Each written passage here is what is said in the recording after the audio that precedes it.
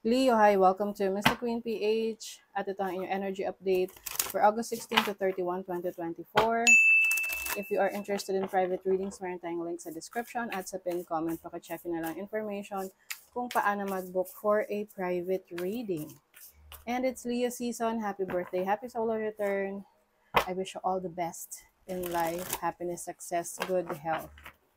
Okay, let's see, Leo, what's coming to you second half ng August. August 16 to 31 for Leo. Sensuality, freedom. I think, no, mas magiging focus rin kayo sa sarili ninyo. Yung parang mas magiging expressive kayo sa sarili ninyo, of how you really feel about yourself. If you are in a relationship, maaaring mas magiging expressive ka sa person mo, mas magiging showy ka. And I also see you na exploring pa yung iyong pagkatao, no? Yung iyong sensuality. Yes. So, mas magiging free-flowing yung energy mo ngayong second half ng August. Meron kang freedom So, maaring ikaw ay may kalayaan na magawa yung gusto mo, i-pursue yung mga interest mo. Organization, purpose, planning, efficiency. So, I think, yung mga goals mo, hindi mo lang siya iisipin. Gagawin mo siya, pagpaplanuhan mo siya. You want things to be organized. You want things na merong sistema. Okay? Para yun ay gagawin mo isa-isa hanggang ma-achieve mo yung pinaka-goal mo. Kasi importante naman kasi na hindi lang yung gusto nating ma-achieve, hindi lang tayo nakafocus sa resulta, but also kung ano yung mga actions na gagawin natin para makuha natin yung resulta na gusto natin. Oh, you're also going to focus on your health. So pag health, this is physical, emotional, mental, spiritual health. No, case-to-case basis, depende sa needs ninyo, pangangailangan ninyo.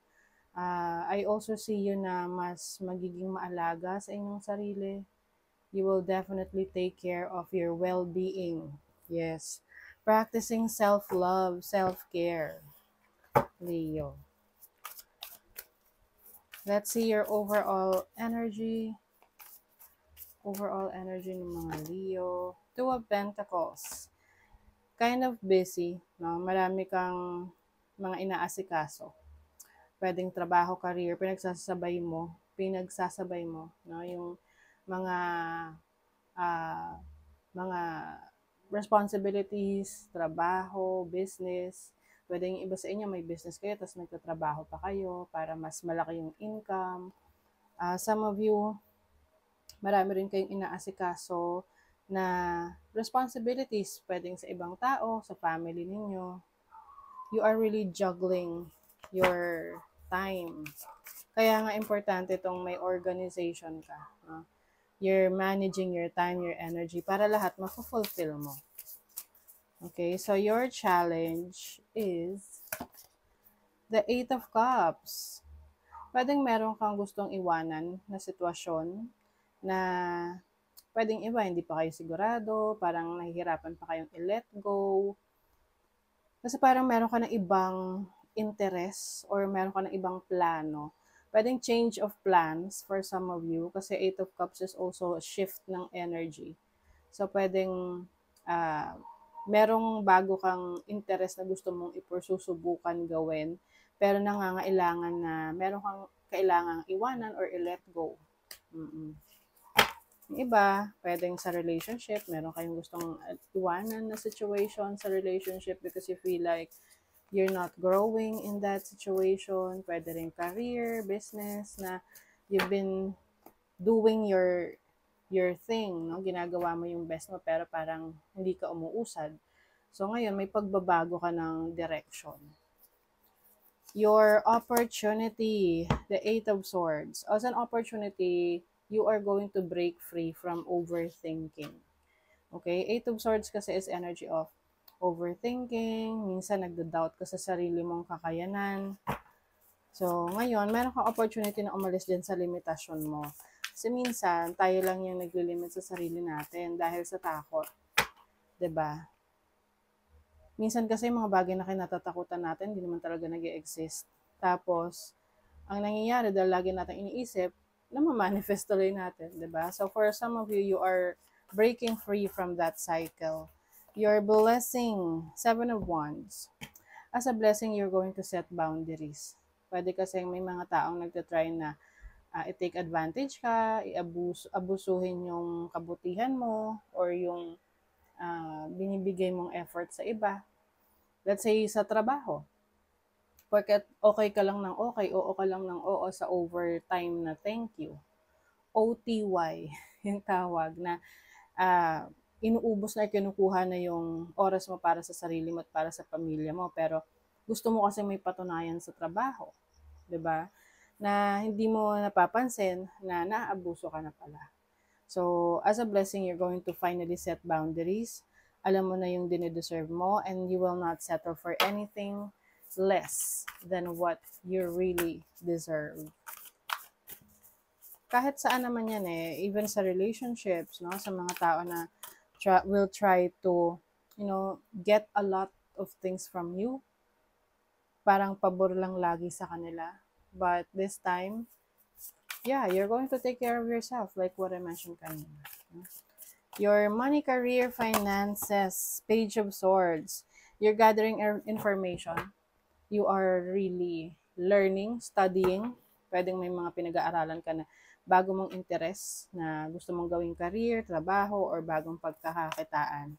You have the King of Cups. This is something na very close to your heart. No? So, pwedeng nagkakaroon ka ng interest sa creative arts or anything that you think na mag-i-improve sa finances mo. Marami kang inspiration Inspired ka sa mga taong naniniwala sa kakayanan mo. At yun yung isa sa magiging dahilan para may i-improve ka sa situation mo financially. That's why you are learning, you are studying, you are improving. Your love life, the Moon. Nako, Leo. Yung iba sa inyo kaya siguro meron ditong gusto nang umalis sa situation is because of trust issues. Hindi ka na, parang wala ka ng tiwala sa person mo. Pwede itong person na to ay nag-cheat sa'yo or may mga ibagay na itinago sa'yo na parang you feel betrayed by this person. So, parang hindi mo na kaya magtiwala ulit. Ngayon, naisip mo, paano ka pa magsistay sa isang relasyon na hindi mo na kayang magtiwala. So, pag ganun, pag wala na talagang tiwala, mahirap nang i-maintain yung relationship na yan. Kasi eventually, mag-aaway at mag-aaway. Trust issues, para siyang nabasag na salamin na hindi mo na maibabalik sa dati niyang kinang or dati niyang purpose. So, yes, you are master. May disiplina ka sa sarili mo. You are really focused on mastering a craft or mastering a skill. Diba? Yung iba sa inyo, meron kayong limitations. But, I think ikaw mismo yung gagawa ng paraan para makaalis dyan. You are being caged. Pwedeng literal na nililimitahan ka ng isang sitwasyon or tao sa buhay mo. Or pwedeng mentally na ikaw mismo yung nagpe-prevent from experiencing yung mga iba pang bagay sa buhay mo dahil akala mo hindi mo kaya. Oh, 'di ba, Leo? You are rising from the ashes. This is transformation. May bagong era. There's like a new beginning for you. You have to embrace that. Yung bagong ikaw. Ito ang iyong pagbangon. Go deeper, New Moon in Scorpio. Yes. So, mas malalim yung pagkakakilala mo sa sarili mo, pagkakakilala mo sa buhay natin na hindi dapat parang laging walang direksyon. You are going deeper. Luck is on your side. Wow. Oh. 'Di ba? May swerte sa inyo, Leo. The end of a tough cycle approaches. Yes. So, whatever challenges na kinakaharap mo, malapit na yung matapos. Nandun ka na sa new beginning, okay? You are really emerging, transforming yourself. There's a rebirth. There's a new version of you, okay? So, that is your reading, Leo. Thank you so much. Bye.